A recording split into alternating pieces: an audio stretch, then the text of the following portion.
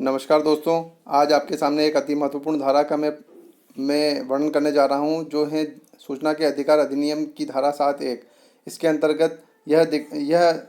लेख किया गया है कि किस प्रकार एक लोक सूचना अधिकारी को अपने कार्यालय में प्राप्त सूचना के अधिकार के आवेदनों का निपटारा करना चाहिए। धारा 7(1) के अंतर्गत सूचना के अधिकार अधिनियम के तहत प्राप्त आवेदनों को 30 दिवस की समय सीमा के अंदर उसका निपटारा करना चाहिए। उसको आवेदक को पत्र लिखकर यह बताना आवश्यक होता है कि इतने रुपए की फीस आप चालान के माध्यम से या अन्य किसी माध्यम से जमा करें, ताकि आपको समय सीमा के भीतर चाही गई जानकारी उपलब्ध कराई जा सके।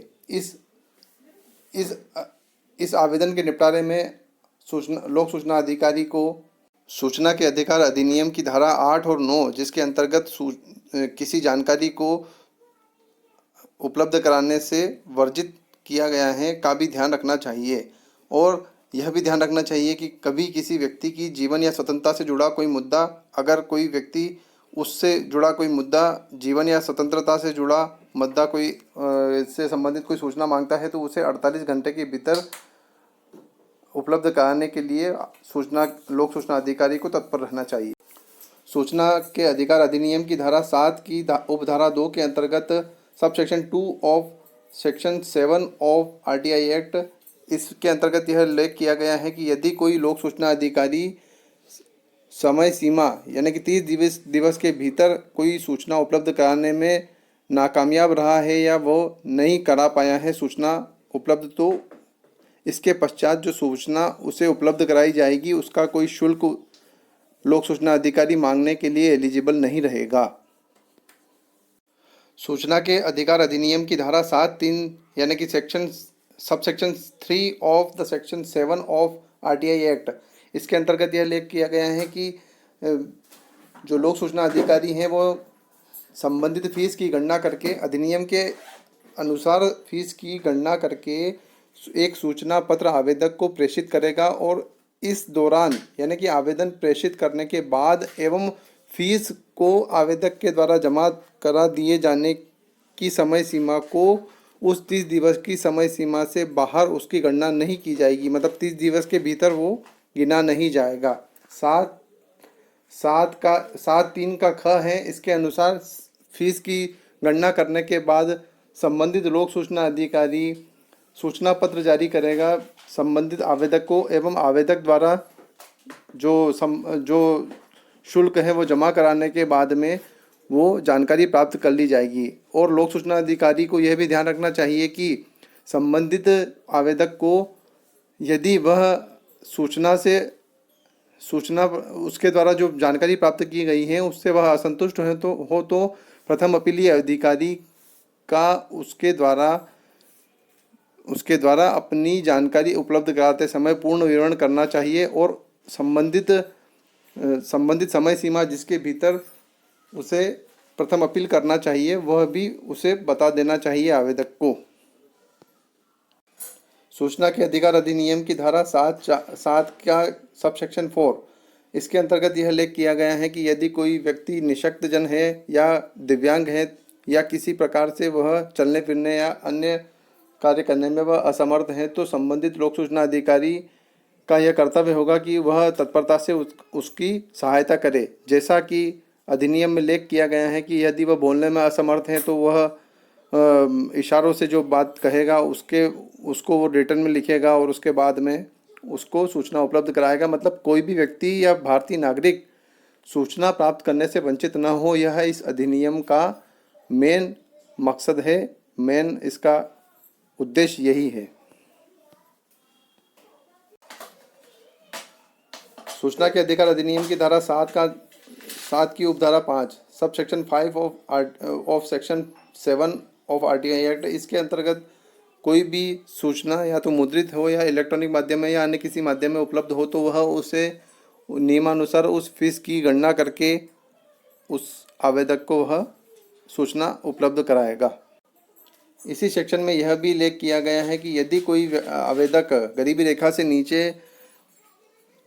है और वह सूचना के अधिकार का आवेदन करता है तो उसे नियमानुसार जो विधि और सूचना के अधिकार अधिनियम में वर्णित फीस एवं अपील नियम है उसके अनुसार जो शुल्क लगेगा वह नियमानुसार उसे देय होगा। गरीबी रेखा से नीचे के आवेदकों को सामान्यतः 50 पृष्ठ तक अगर कोई दस्तावेज उपलब्ध कराना है तो उससे कोई शुल्क नहीं लिया जाएगा, यह भी अधिनियम में कहा गया है। सूचना के अधिकार अधिनियम की धारा 7 की उपधारा 6 के अंतर्गत यह उल्लेख किया गया है कि यदि कोई लोक प्राधिकारी या लोक सूचना अधिकारी समय सीमा में सूचना उपलब्ध कराने में नाकामयाब रहा है या असफल रहा है तो वह अनुरोध का निपटारा करते समय उसके संबंधित समय सीमा के पश्चात उसे कोई शुल्क की मांग नहीं कर सकता है। यह उपनियम 6 है नियम 7 का सूचना के अधिकार अधिनियम के। सूचना के अधिकार अधिनियम की धारा 7 की उपधारा 7 इसके अंतर्गत यह निश्चित किया गया है कि व्यक्ति यदि पर व्यक्ति सूचना है या थर्ड पार्टी इंफॉर्मेशन है तो वह संबंधित नियम धारा 11 के तहत सूचना के अधिकार अधिनियम की धारा 11 के तहत लोक सूचना अधिकारी इसके बारे में कार्यवाही करेंगे। सूचना के अधिकार अधिनियम की धारा 7 की उपधारा 8 यह एक अति महत्वपूर्ण धारा है। इसके अंतर्गत जब किसी लोक सूचना अधिकारी के द्वारा सूचना के अधिकार अधिनियम के तहत प्राप्त आवेदनों का निपटारा किया जाएगा तब उसे यदि वह अस्वीकृत करता है या जिसे कहेंगे अमान्य करता है तो उसे ऐसी अस्वीकृति के लिए कारण जो है वो दर्शाने होंगे कि और वो कारण एक सामान्य कारण भी नहीं होना चाहिए कि आपने धारा 8 के तहत उसे मना कर दिया तो धारा 8 में कारण दिए गए हैं उन कारणों के साथ में उनका वर्णन भी करना चाहिए कि अमुक व्यक्ति किस कारण से किसी कार्रवाई को बाधित करेगा या उसे टेम्पर्ड करेगा। और संबंधित लोक सूचना अधिकारी को धारा 7 की उपधारा 8 के तहत वह अवधि जिसके भीतर अपील करना है एवं प्रथम अपीली अधिकारी का पूर्ण विवरण अपने आवेदन के निष्पादन में करना चाहिए। सूचना के अधिकार अधिनियम की धारा 7 की उपधारा 9 के अंतर्गत यह वर्णन किया गया है कि जो सूचना जिस भौतिक स्वरूप में मांगी गई है उसी रूप में आवेदक को उपलब्ध करानी चाहिए जब तक कि संबंधित लोक प्राधिकारी का या पब्लिक इन्फॉर्मेशन ऑफिसर का कोई कार्य बाधित ना हो या उसे अन्य कोई अनानुपातिक रूप से बाधित ना हो। बाधित तो होगा, थोड़ा बहुत तो होना ही है, लेकिन क्या है कि अनानुपातिक रूप से बाधित ना हो कि पूरा दिन भर उसी व्यक्ति को एक कार्य में ही लग गया या इस तरीके से मतलब 6-7 दिन लग गए एक ही काम में, तो वो अनानुपातिक रूप से बाधित हुआ है उसका कार्य। इस कारण से जो है इस प्रकार से जो है जो सूचना जिस रूप में मांगी गई है उसी माध्यम में उसे आवेदक को अवेलेबल कराना चाहिए। इस प्रकार आज मैंने आपको धारा 7 सूचना के अधिकार अधिनियम की धारा 7 का पूर्ण विवरण कराया है। इसके अंतर्गत लोक प्राधिकारी या पब्लिक इन्फॉर्मेशन ऑफिसर या लोक सूचना अधिकारी को के क्या क्या कर्तव्य हैं और उसे आवेदनों का निपटारा या डिस्पोजल ऑफ द रिक्वेस्ट किस प्रकार होगी, ये मैंने जानकारी दी है। अगर आपको मेरा ये सूचना और ये सारी जानकारी पसंद आई है तो बेल आइकन के बटन को दबाना ना भूलें और मेरे चैनल को सब्सक्राइब करना ना भूलें। जय हिंद।